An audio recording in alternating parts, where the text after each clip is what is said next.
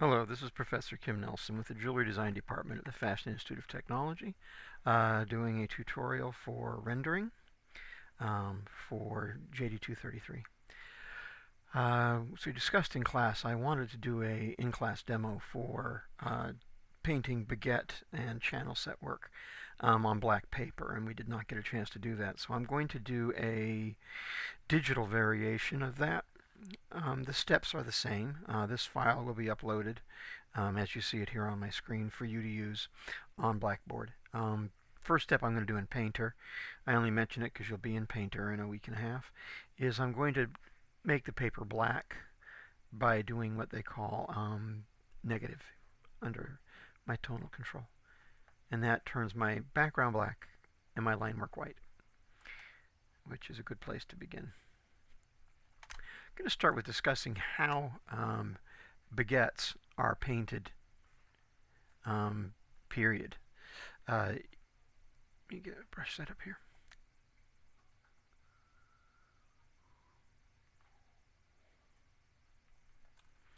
Okay.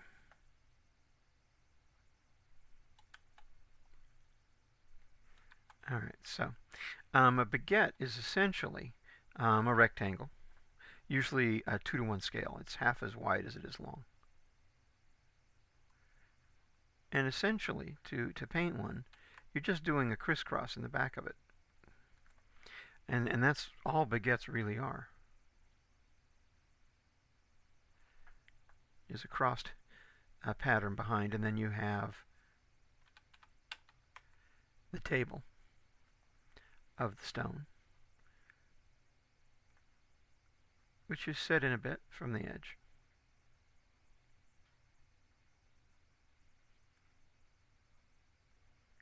And we generally break that down into a second line. But that's a baguette for the purposes of our rendering. That is what a baguette looks like. Okay? That's the faceting work. So compared to what we do with rounds, it's quite simple. All right? The steps for painting diamond are the same, whether it's white or baguette. Round or baguette. And that is to start with a thin wash of white covering the stones.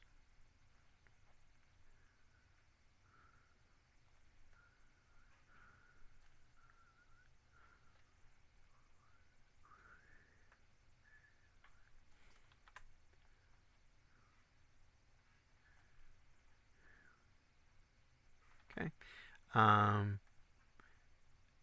Digitally, it's a little trickier.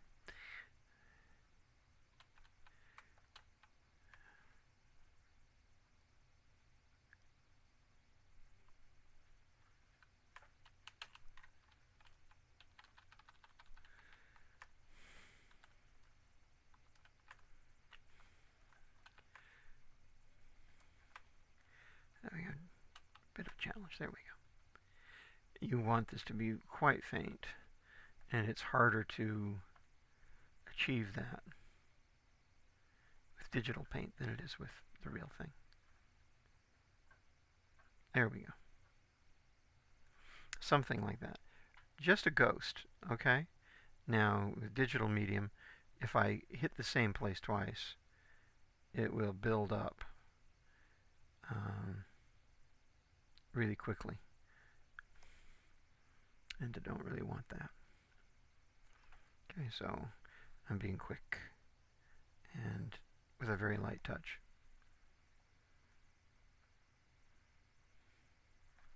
Okay, that would be the first step. Same thing here. In fact, I'll begin by doing just a single stone down here in the bottom. So you've laid down a basic wash of white.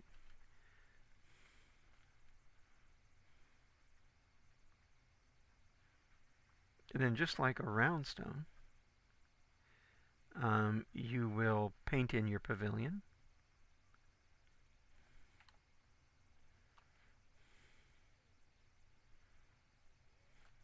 Which for a baguette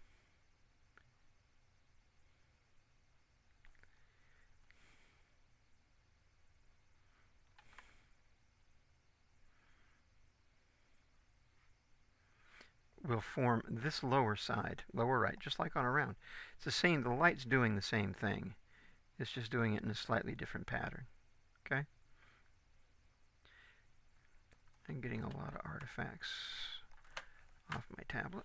Let's see if I can fix that by changing the angle.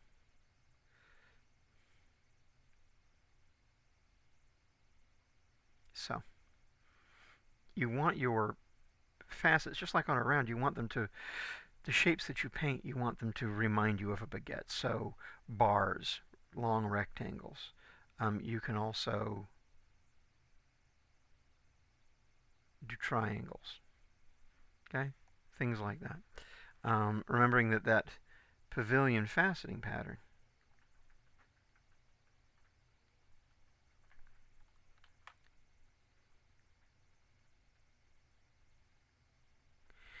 is just a long bar, a long culet, and that's it.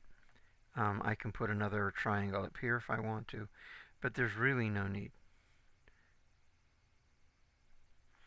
That would be enough for the pavilion on a baguette. And then you do the crown. To do the crown on a baguette, it's the same idea as on the round. The facets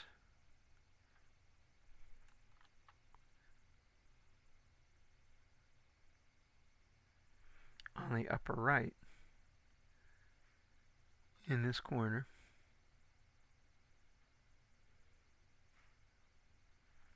are the ones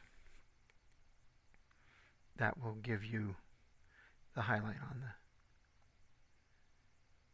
crown.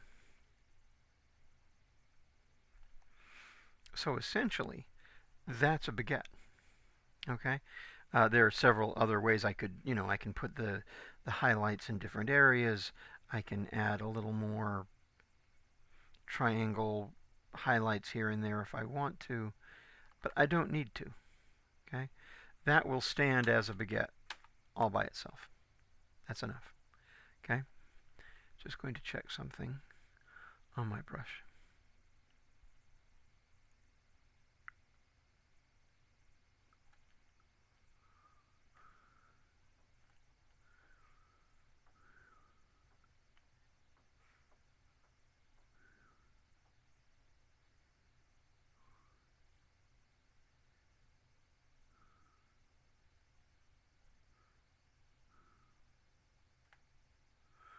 Okay.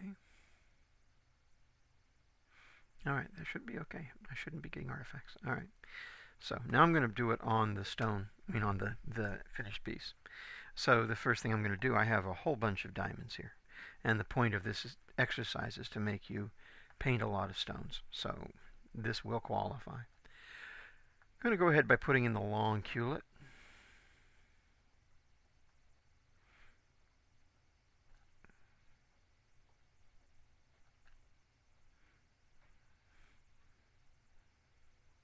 I'm painting this very large. This piece is just over an inch. So the size that you see on the screen here is obscenely big, which is good and bad.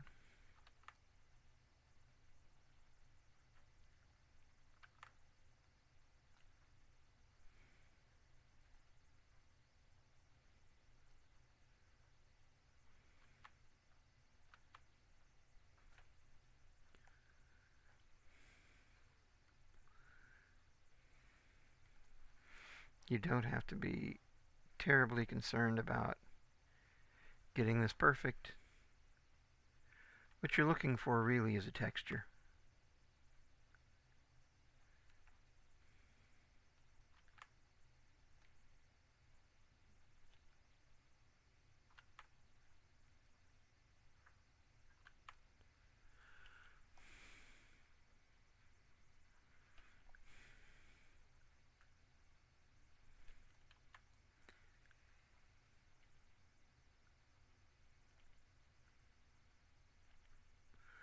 I am getting an awful lot of feedback from this tablet.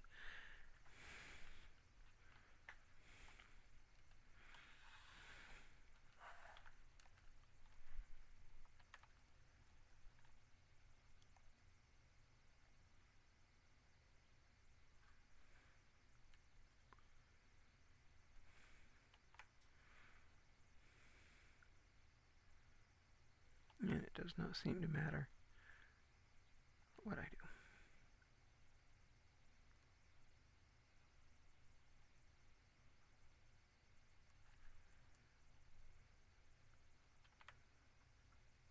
Okay, so I've put in all of the long culettes. All right, next thing I want to do is capture the bottom tray, this bottom shape.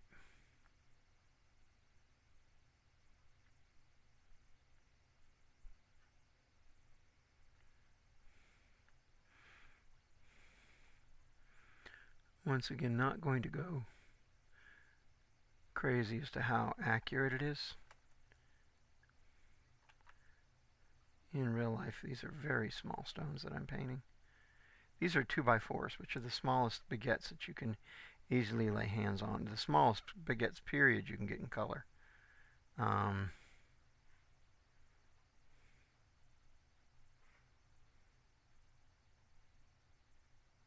So I did not give you big baguettes to practice with. If you want, you can print this out larger. Now, notice as I come around, these become the tops, and I don't really need the tops. There's nothing wrong with having them, but I don't need them yet. So.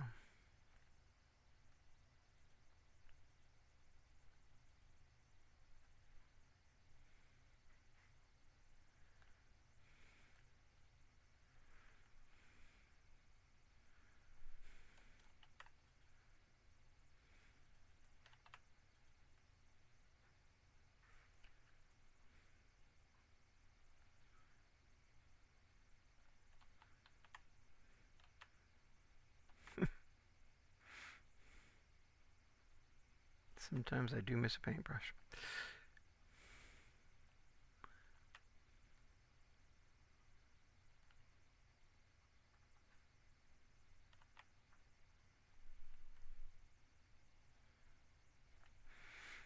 What I'm really looking to establish are the shapes on the lower side. So on these stones here, I'm actually going to capture the side of the stone. And then back to bottom.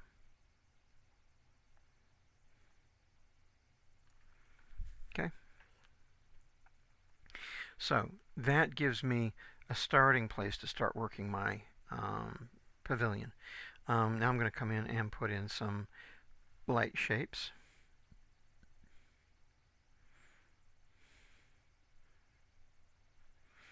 I don't want to do all the stones the same, but I'm going to be doing a lot of stones. So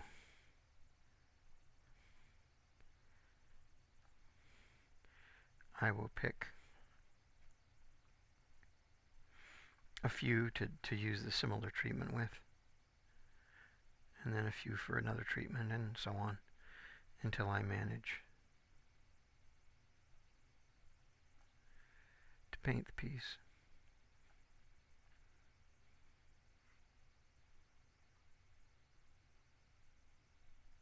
Okay, a little different treatment.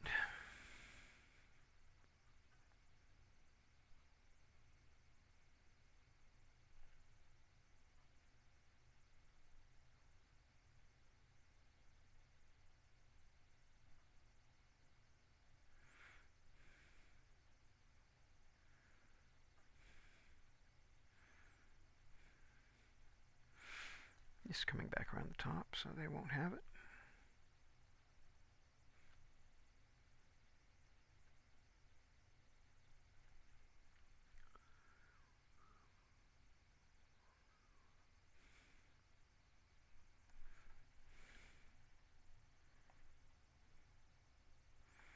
And I don't have to do absolutely every stone.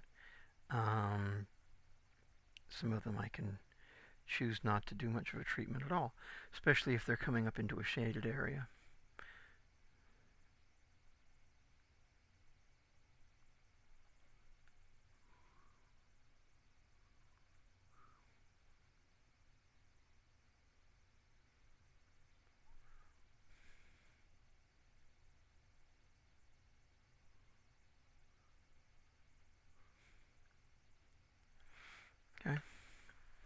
Um, Going to work on some of the other shapes. There will be also um, light coming up the side in the pavilion. So I will put that in.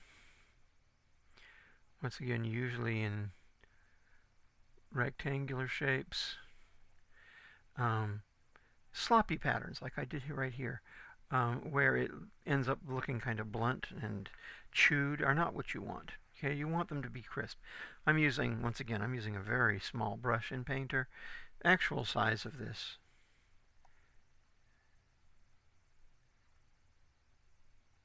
would be about that. So I'm working awfully close up, which I'll actually stop doing. I'll back out a little bit.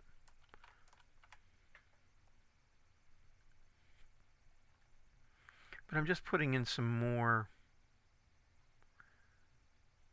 light on the pavilions of these stones.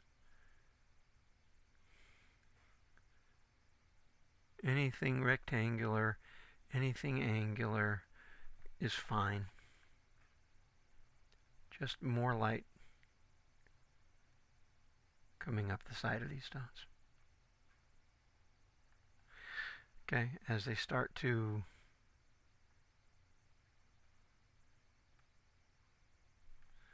come around,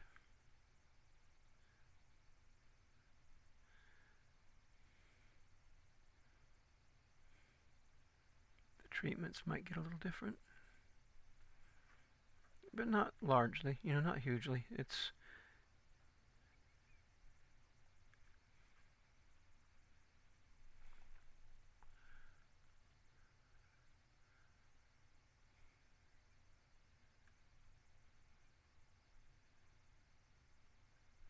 obviously the larger the stones, the more intricate this work has to get.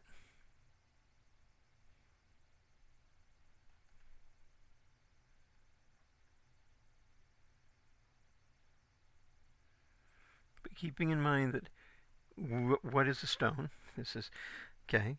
This is a stone, and this is the light side of that pavilion. This is the light side of that pavilion. Now, a stone like this, where it's directly facing towards the light, um, they're the trickiest ones to paint because you don't really have that L shape down the side and across the bottom. You just have the bottom. So these I'll just usually do line work to indicate something. But it becomes tricky because if I do too much up in this part of the stone, I'm going to start fighting with the crown painting, which I'm going to be doing next. I don't want to do that, because the crown is actually more important than the pavilion.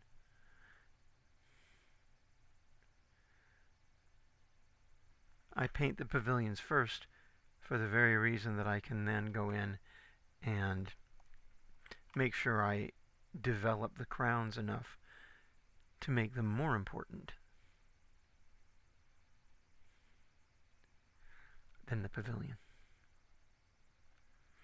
Stones that are down in kind of a shaded area will once again get less treatment.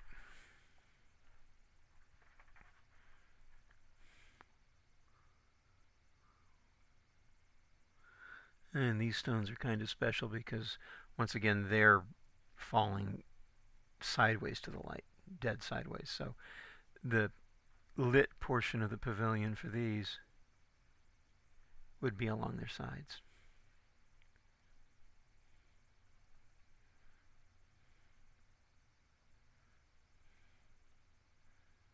You don't have to get it 100% correct, but you have to get it correct enough that it reads.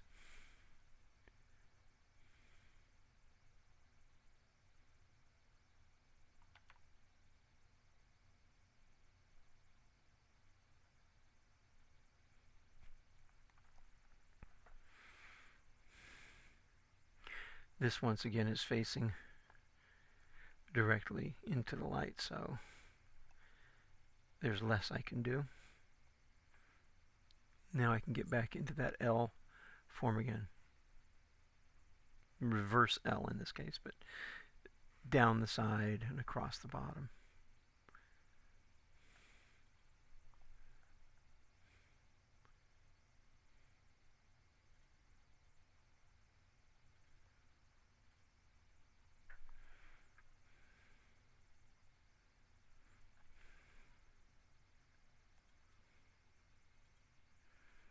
Okay. Those are the pavilions. Next I'm going to do the crowns. To do the crowns, I'm going to draw this L up in the corner of each stone. L sort of shape. Across the top, down the side. It's going to be easier for me to do if I can spin the paper a little bit.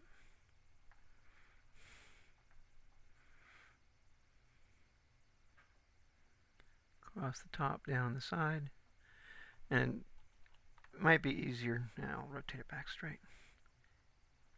It might be easier to do all the tops first.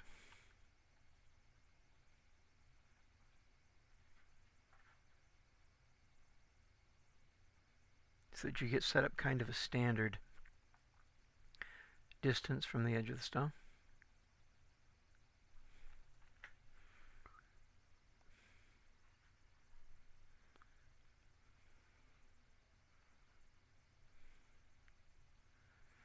And remember, as you come around, what's top and what's bottom shifts.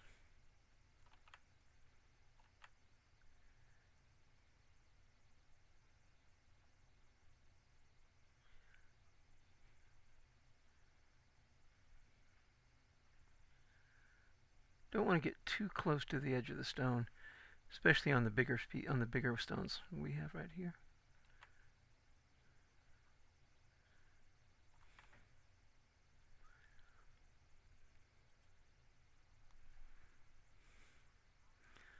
And we're coming around again, so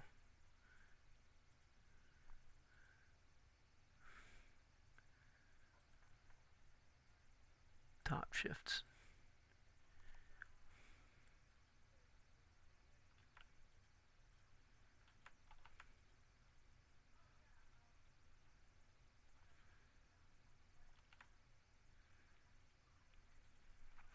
Okay. And then down the side. And it's going to be the side towards the light source. So over this way. You want to draw it carefully if you can with your brush so that it stays close to parallel to the edge of the stone.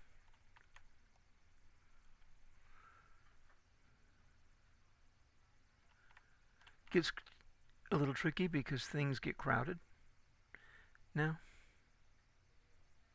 As we come around, what becomes the side that you will accentuate changes. Now it's this way towards the light. It's always the side towards the light. So it's not the same in every stone.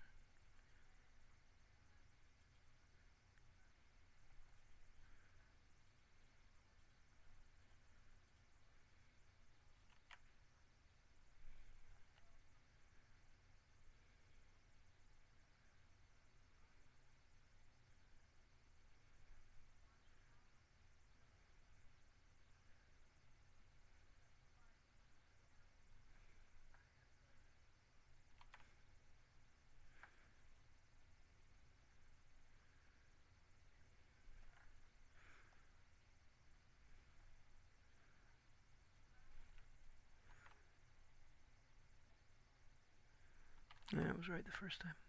There. Okay.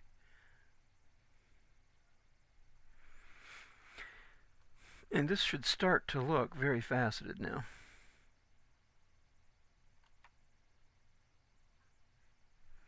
You should still have a pretty clean sense. Once again, these stones that are facing directly into the light, I'll hit both sides. Just kind of outline the table. And then as we come back to where it's clear which side faces the light, I'll emphasize that side. Okay. So I've done a fair amount of faceting on these. Going to catch the corner on the crown. Sometimes one corner, sometimes both. Um, it'll be the corner facing the light. So I want to establish the facets facing the light.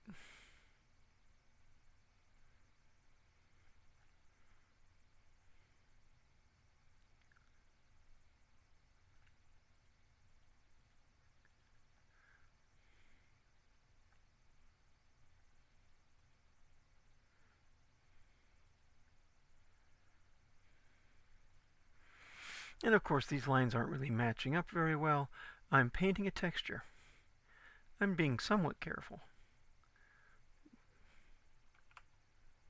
But really the effect I'm going for is just that there's a whole lot of diamond going on. And it changes down here. The fact that I painted these pavilion lines kind of gets in the way on these stones, but it's not a big deal. Alright, that's enough for the drawing. Now I'm going to go in and paint in the facets themselves. I'm going to, wherever I have a facet that is parallel to the light source, that's easy. I'll catch those right away. Now this is kind of tricky because it's underneath this part. I don't want it to get too bright. So I'll catch a portion of it, but not the whole thing.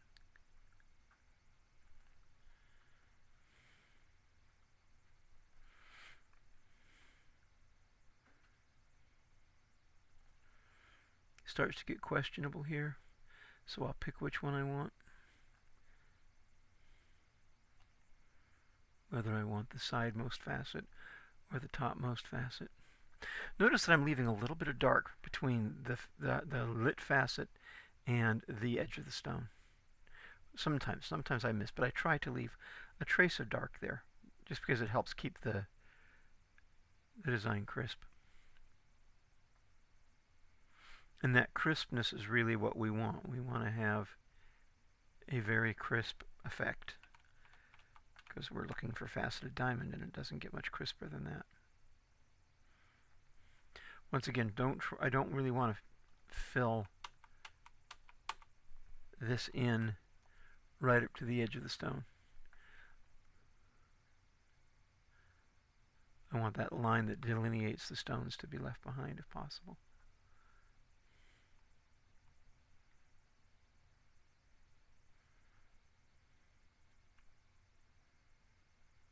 So you know, on a real baguette, on the crown there's actually three. An outer ring of facets, a middle ring of facets, and an inner ring of facets. So small baguettes there's only two, but we are really simplifying what we are doing here. Because painting, the size for one thing, it would never support it. And also, all that detail would just get confusing. It wouldn't make it look better, it would make it look worse, which is never our goal.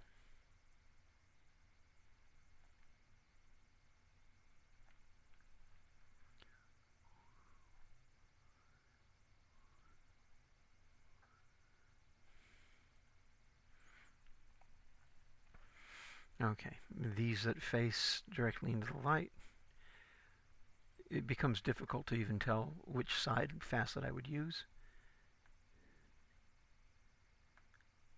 I'll add a little bit of light, a line, some way of acknowledging that the crown facets are there.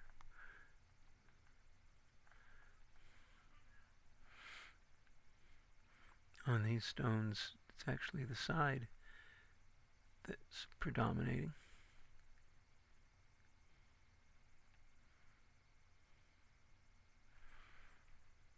But the top is important too.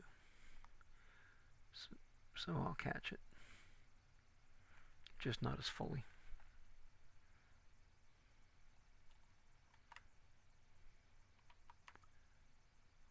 Okay. You start to see that we have a overall faceted look to what's happening here.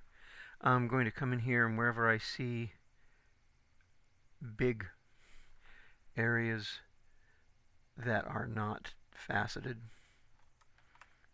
that look naked for where they're at. I'll decide, is there a pavilion, right, like right here, I could actually put in a pavilion light. But if it's just, it doesn't really deserve anything, it just looks black, like up in here, I will add detail now. Corner stroke, horizontal stroke, whatever I feel like I can put in that will make sense.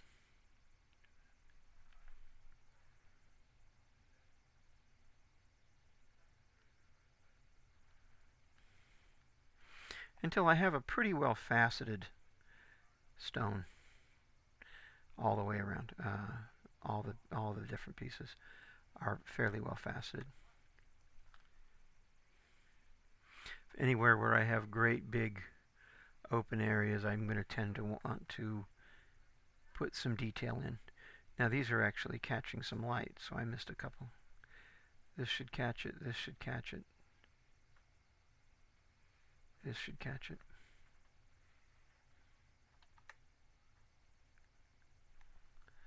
As it comes around, the side here could catch some.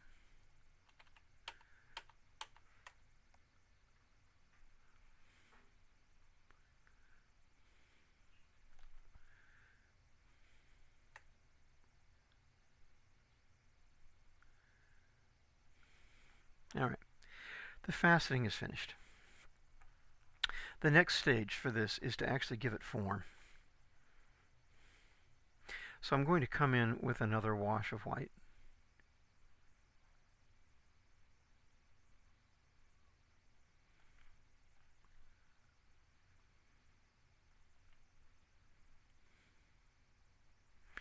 And where I think the lightest part of the piece is, I am going to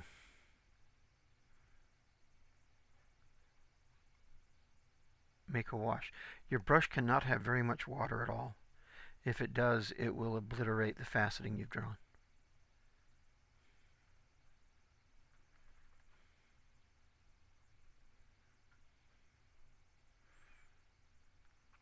Okay, other areas that I think will have a strong light. The areas diagonal to the light, or in a direct line with the light, should also be fairly bright. Okay, and I'll stop.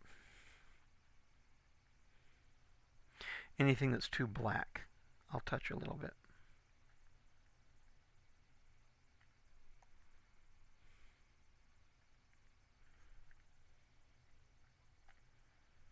Okay, now I'm going to go back into my faceting.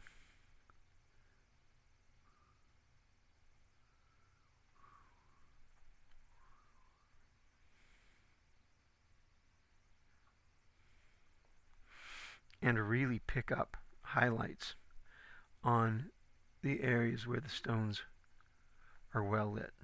Okay, if I was doing pave, some of these stones would get filled in solid in white. This is not pave, so I won't do that. But I will really come in and accentuate both the pavilion highlights and the crown highlights in these stones through the really bright area of the piece. This is important because, as you can tell, the washing of it does give me the form, but it feels ghostly. The stones don't feel solid. So you want a more solid feel to what you're doing in those really brightly lit areas.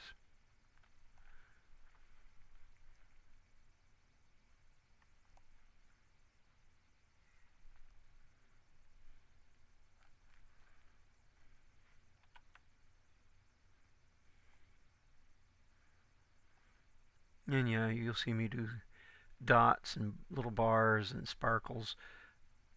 Since I've got basic faceting pattern down, and they look like baguettes, I can get away with just about anything at this point and not lose the baguette nature of the piece.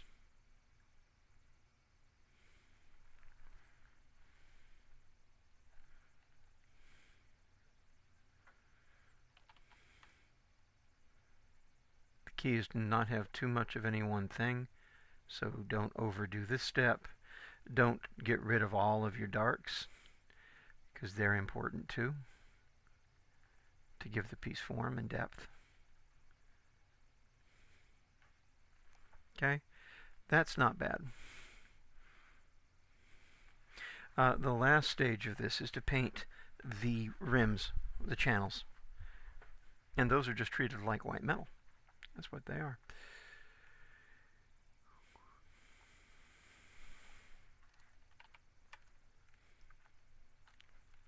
So I'll start with a mid-tone.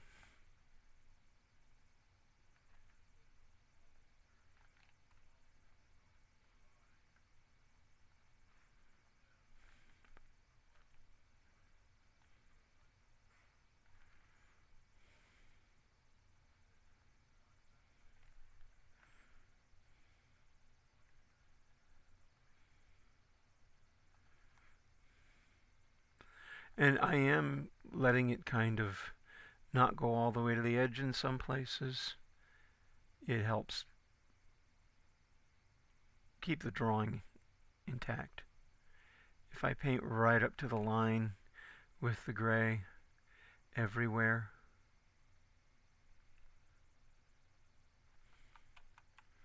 I will run the risk of losing some of the crispness. Besides, I have several values to do here. So I have several other colors that I can use to come up to the line. If I try and take every single color I do all the way up to the edge of the line, I'll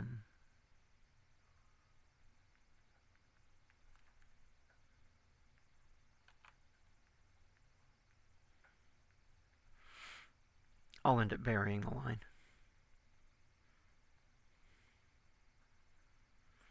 So when I know I'm going to come back with more, there's no reason to do that.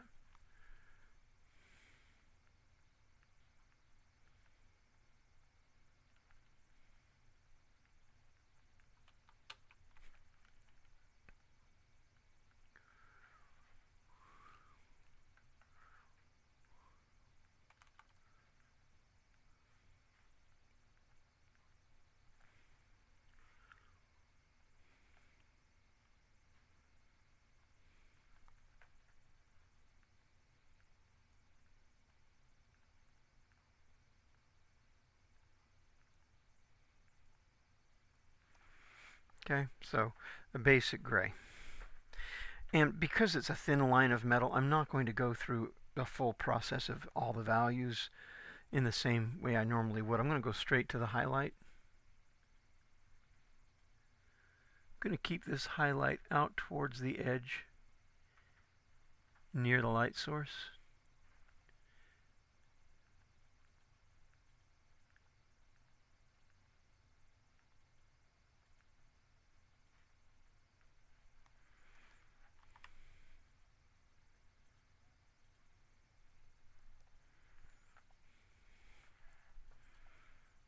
So anywhere that I know I'm running that diagonal that runs right into the light hits right on it, I'm going to go right up to the edge of the piece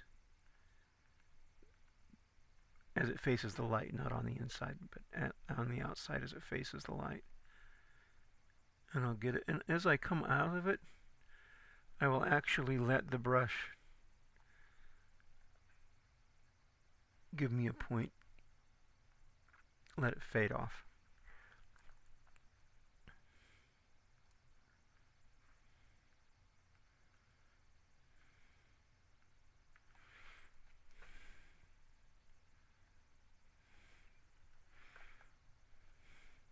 This is going to have the same thing, but on this case, it is going to be the edge closest to the diamonds, because it's the edge closest to the light source.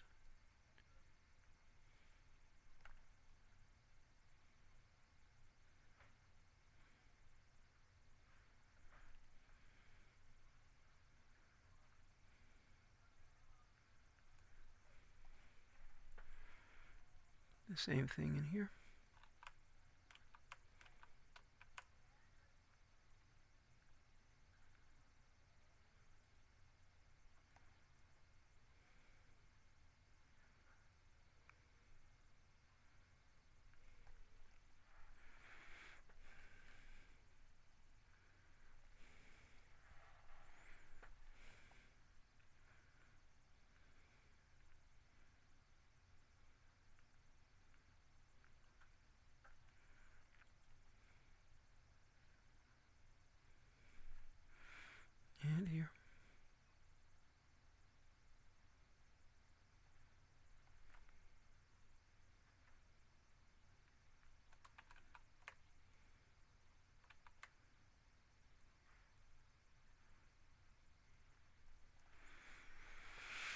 and in here.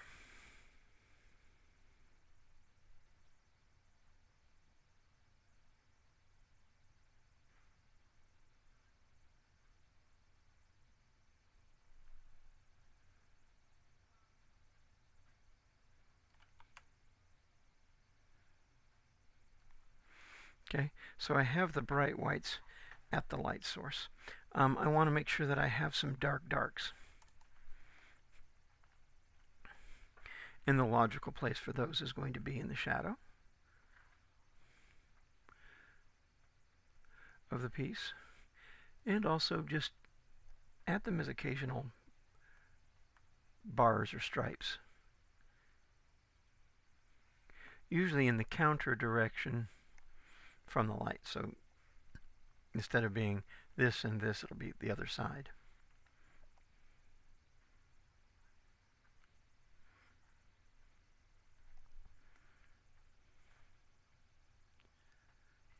Okay. And then decide how much more detail you want to put into it. And that'll usually be done in the highlight color, white. And you can just, now you can also do a little bit thinner with water, so it's not as bold, which is not a bad idea. And just pick up dots and dashes.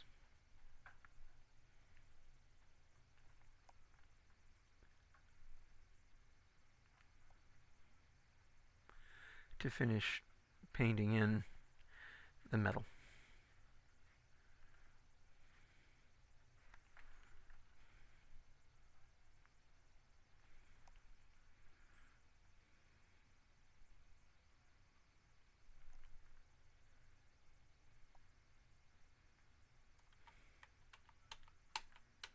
Oh, wherever that artifact came from, it's from a while ago, so I'll leave it for now. Okay, and I would call that done. I could work on it some more, but for a piece this size, it's done. I will look for anything that's bothering me. That dark black hole. This dark black spot.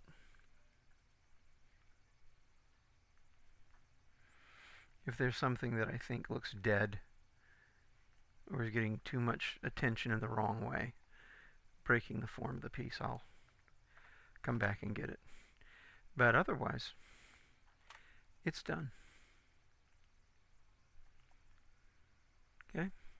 We'll find in places that I missed.